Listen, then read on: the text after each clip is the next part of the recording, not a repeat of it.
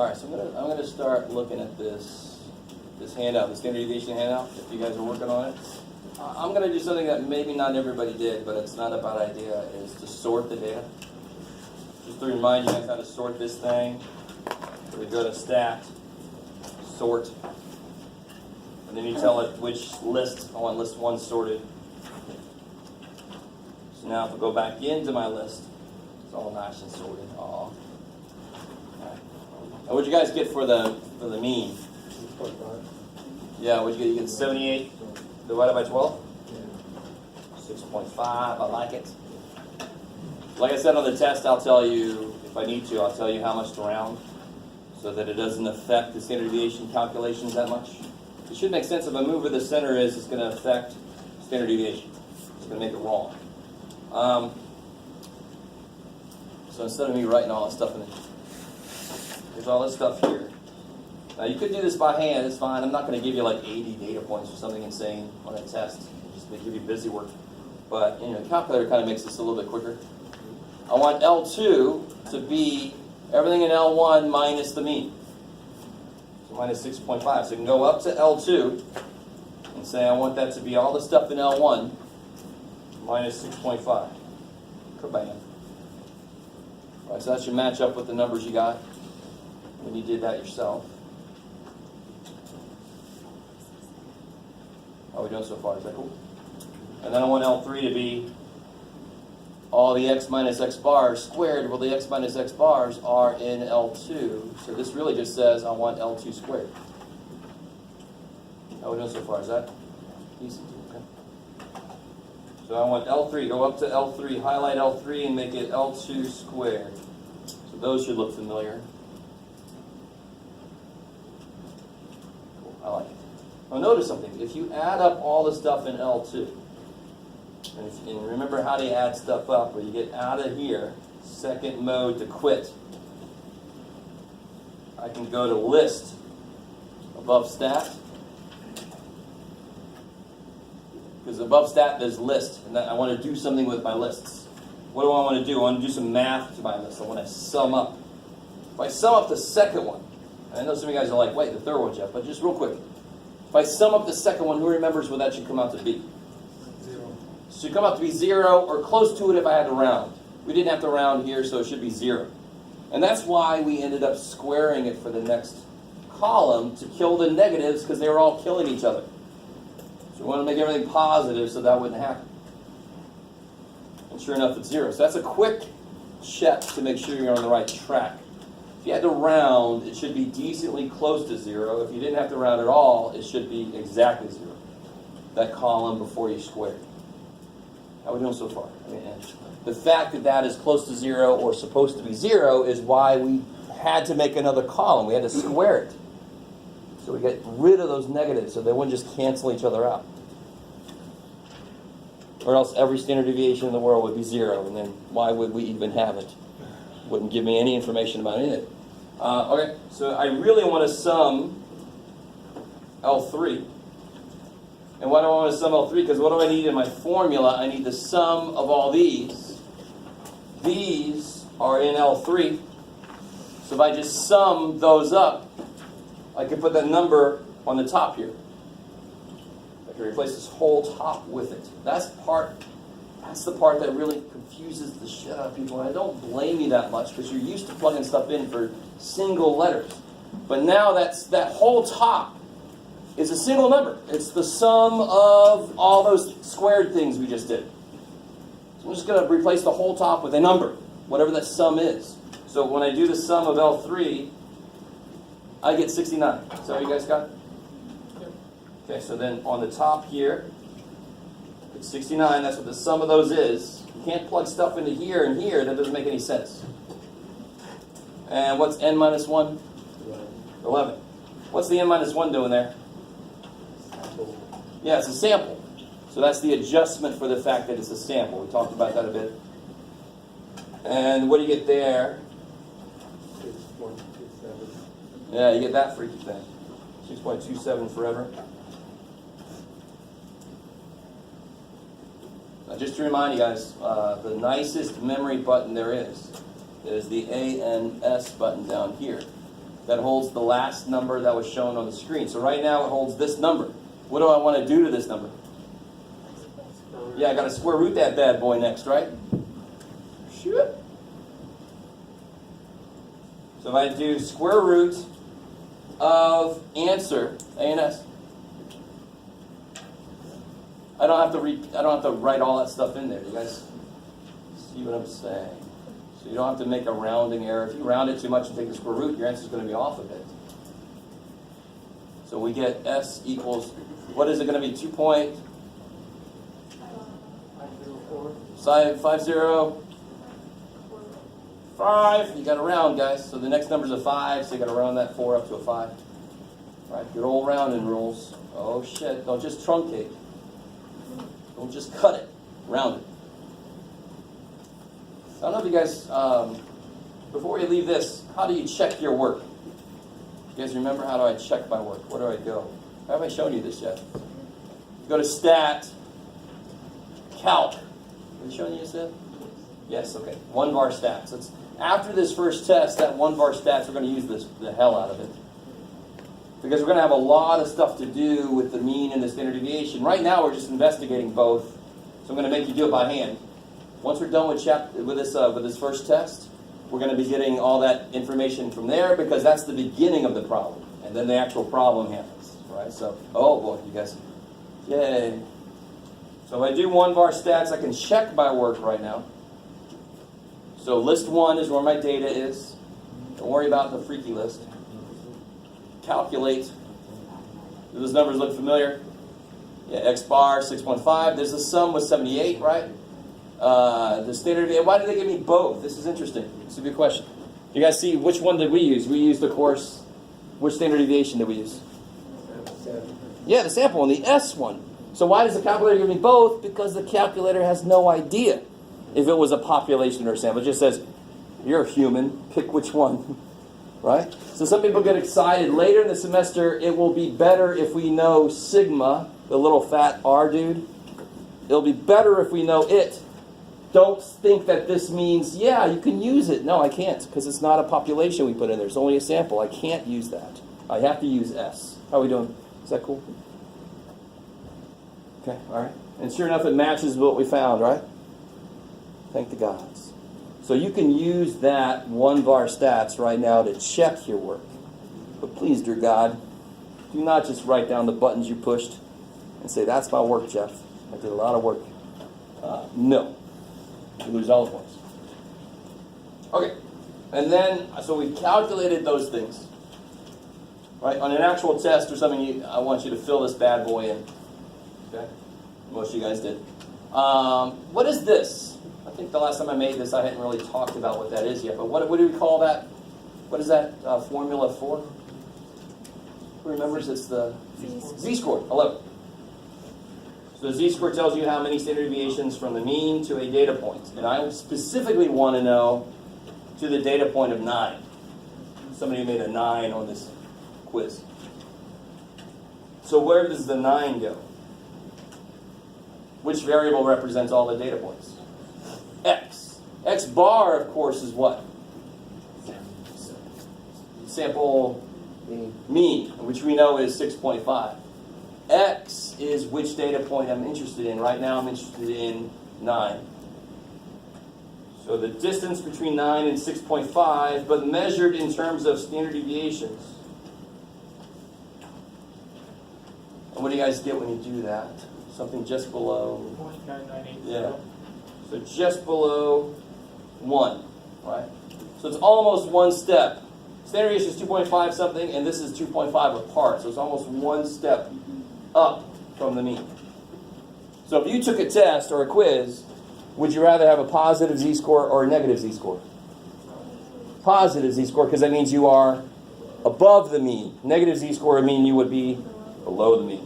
Shit. You only want that in golf or something like that. Okay. I like it. Or cholesterol level, maybe, right? Something where lower is better. Bad cholesterol level. How do you guys feel so far? Is this decent? All right. Now the last thing is something a little new, but it's something I like to put on just about every test, to be honest. if you follow my instructions, let's see if you guys put the mean in the middle. So that middle little vertical line, I'm going to put the mean right there. So the mean was 6.5. If I add one standard deviation to that, what was it, 2.505. Where do I end up? 9.005. If I subtract one standard deviation from that, so go down a step, where do I end up? 3.995. 3.995? All right. Is everybody cool with this? We're going to do this kind of thing a decent amount throughout the semester.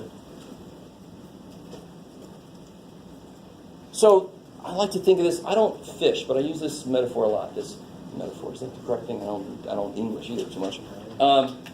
If I threw out a fish net that went from there to there, how much of the data do I catch in it?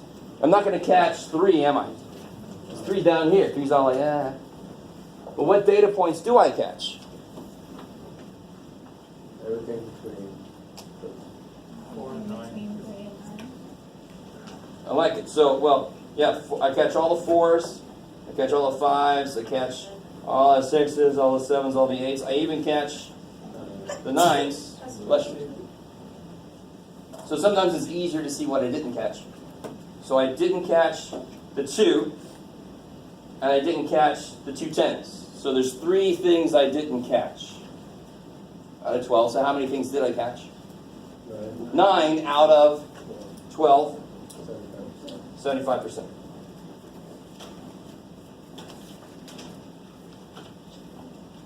What we'll learn is that with a different distribution, I can know more or less about how much should fall within one standard deviation. For a normal distribution, there should be 68% of the data within one step of the mean. Let me say that again. So for a normal distribution, we'll find out that there should be 68% of the data.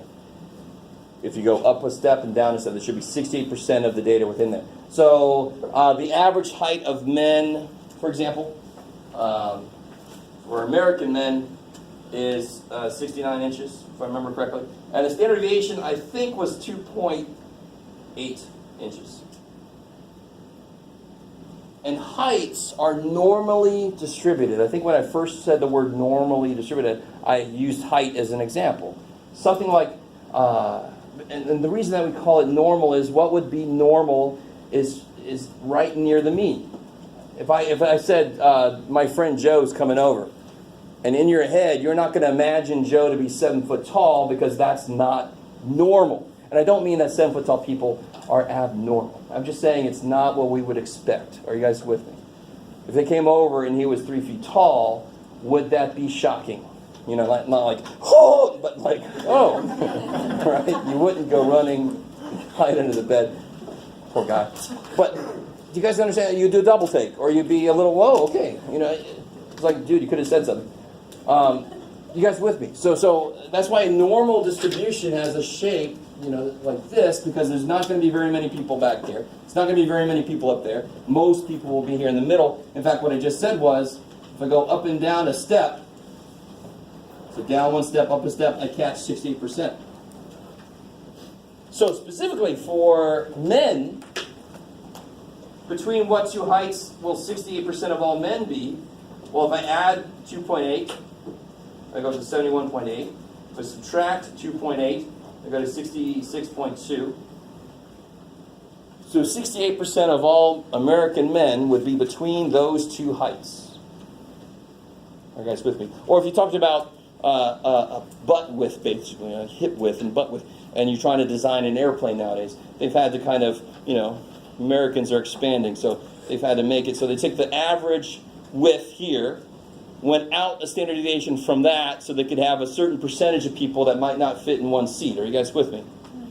Okay, that's what you can use this information for. If I only wanted a certain percentage of men to have to duck when they go through a door, I could design it so a high percentage of men would have heights below that height where I put it, and just very few people would have to duck, right? Like, I see it, and then that's a bad situation. Do you guys feel what's happening here? So right now we're at the level of just tools. How do you find the standard deviation? How do you find the mean? And we're starting to look a little bit about what you can do with it. The next level of it is going to be, what's the theory say? And then what can we use that for? Well, there's one thing, designing several things, using the average. Right? And if the average grows, well, so will the thing that I'm designing to kind of cover that. How's that feel so far? That's where we're headed. Okay, I like it. Yes? Can you explain again how you got 9 out of 12? Oh, so again, how many 4s are there? Let's do it more directly. So I catch all the 4s, right? Is that cool for me to say that? Between these two, I catch all the 4s. There's 2 4s, right? 2 so far, and then I catch the 5s. That's 3 data points so far.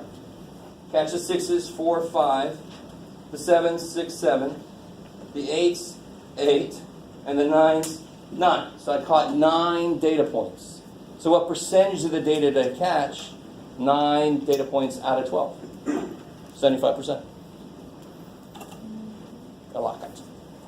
So this is not normally distributed, because if it was normally distributed, there should be 68% within one standard deviation. Could it be close to normal? Maybe. It could be, but it's not exactly normal, because there should be 68% in there. Maybe. Okay. Any questions about this stuff here? Just to tell you, I already told you one thing I'm going to ask you. Right? What's the one question that's going to be on every test? You guys remember? What is a z-score? Tell you. Z-score is the number of standard deviations from the mean to a data point. Sweet. Let's find out how many people can say something like that on the day. Recent years it's gotten worse. It's just, I don't know what to do. But that's what a z-score's purpose is. I wish everybody could really understand this, because to me this makes it make the most sense to me. When I calculate our standard deviation, it tells me where my tick marks go. Right? It tells me how spread out my tick marks. When I lay that ruler down that I just created to measure how far apart things are, that's the z-score. Right? So standard deviation is sort of related to inches or feet or yards. Which one do you want to use? Well, it depends on how far apart things are normally, on average. That's what standard deviation is. When I actually measure how far things are apart, z-score. Okay. What about, what was it? Oh, just make sure everybody's got a practice test, right? That's the other thing you could work on. All right. So I'm going to let you guys work on the practice test for a little while. Actually, let's do something real quick before I forget. Let's make a formula sheet. Because you can lose points on your formula sheet if you put down more than I say you can have. And every semester somebody does.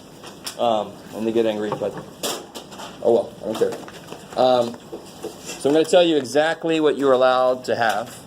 If you think you should be allowed to have more, I will accept recommendations and probably knock most of them down, but you still can recommend.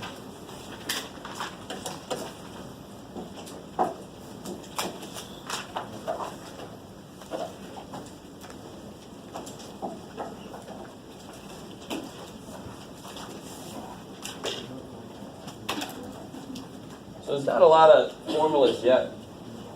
There will be. So the very first chapter is definition, so there's no real formulas. Chapter 2, you've got to know the class width formula. I'm not going to let you write that down. You just got to know it. How do you figure out class width? Pi minus low divided by number of classes, right? The range, how far you got to go, divided by how many things you want to use to cover it. That's how wide they have to be. That just makes physical sense. Let that make physical sense.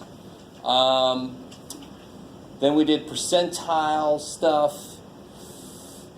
I mean, it is a formula, so I could let you put that down there. All right. Well, first off, we did the mean stuff this year. All right, so you can have both of these down here if you want to. They're both the same formula. If I was you, I might not even write that down necessarily, but it at least reminds you about these symbols, right? What's this symbol here mean? Population mean? Sample mean. So can you have the word population here? Hell no, right? I haven't put it down. No. So basically no words on your formula sheet, except maybe the words formula sheet at the top. Right? I always have somebody smart ass say, "Can I have the word formula?" But you can't have any explanatory things. You can't have any examples. You can't have any use this when. You can't have any self-created shorthand notes. I always get somebody that's got, what is all this stuff at the bottom of your notes? So that's my way to remember this. Well, no. So good. Then we have standard deviation. So we can put, you can either write this as the variance, or you can write it with the standard deviation with a big ass square root. It's up to you. I would rather just write it like this.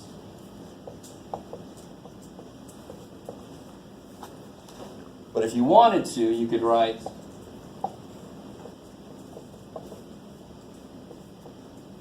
you guys with me? I mean, they're both the same formula. Just this is before I've taken the square root. This is after. So what is this? What is this again? What does this represent?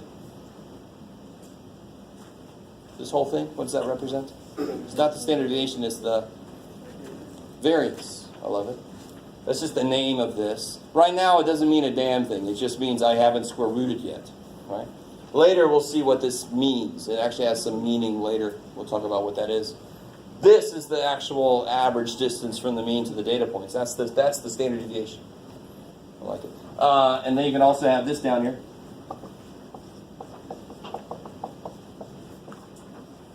And again, if you want to, you can have the big ass square root over it.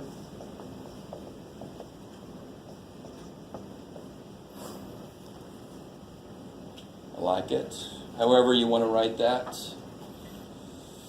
You should also double check the formulas against the book, because the book uses computers to write everything, and I'm using my horrible handwriting, so it sucks when you see this wrong and you use the formula and it's wrong. Too bad. It's up to you to double check. Question? Let me think. And then we got, if you want to, I mean, the book does have this formula, so I can let you use it. I can't remember how they do it because it doesn't equal this, but I don't know how many of you guys have seen this formula in the book. Personally, I wouldn't do that shit, because how do you find like this 20th percentile? You take 20% of, I see where you guys are in homework. Remember, it's percentile. If I want to take 20, if I have 80 things in a list, and I want to find the 20th percentile, how would I do that?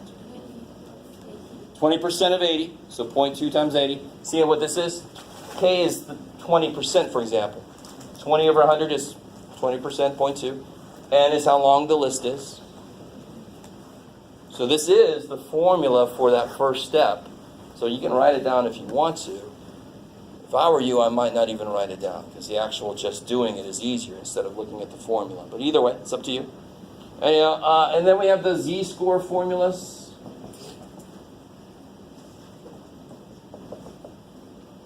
These are both the same thing. It's just that this is because I have population data, and this is because I have sample data. But do you guys see what I mean? They're both the same formula. X minus the middle divided by the spread.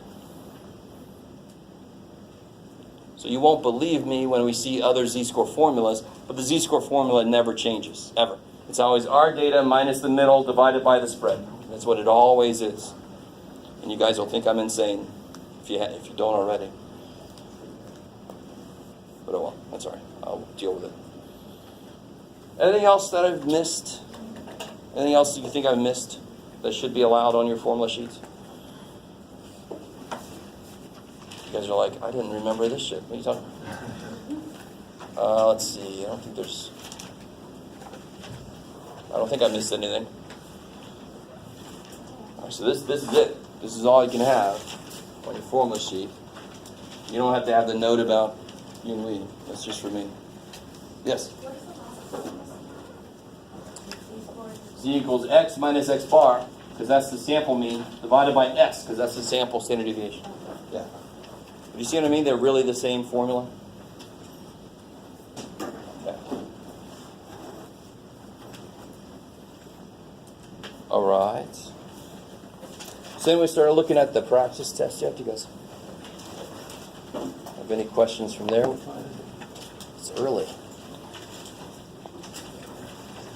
You don't want to leave without the answer key.